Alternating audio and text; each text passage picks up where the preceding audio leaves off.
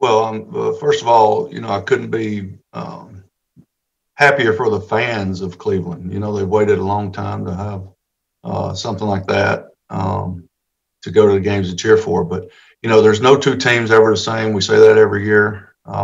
This team's playing very well. They're very talented. They've always been very talented. They're well coached.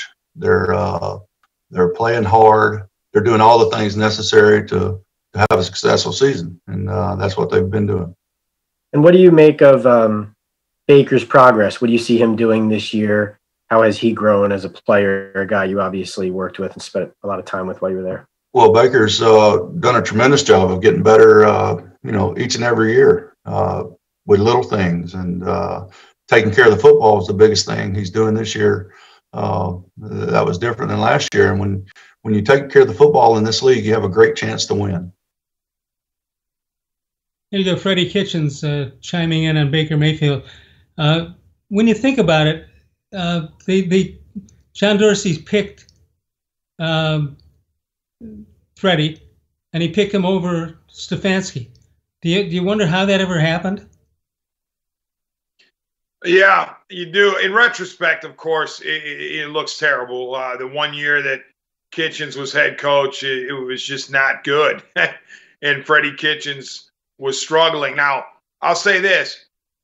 I don't know of anybody who doesn't like Freddie Kitchens, the person.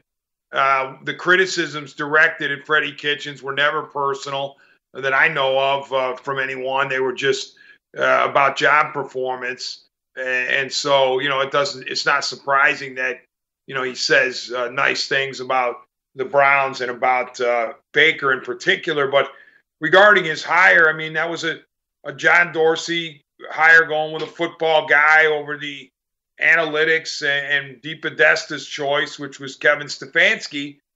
And obviously, Paul DePodesta looks like the smart guy that he is, because Kevin Stefanski is a Coach of the Year candidate, while Kitchens was blown out after 1 year.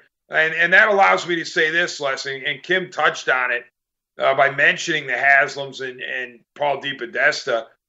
A tremendous job by Paul DePodesta to identify Kevin Stefanski, number one, and then, he hung around in the Browns organization long enough to pound the table to have him hired the second time, and finally give him a shot. So Paul DePodesta, to me, more than anybody in that organization, deserves credit for Kevin Stefanski coming to Cleveland.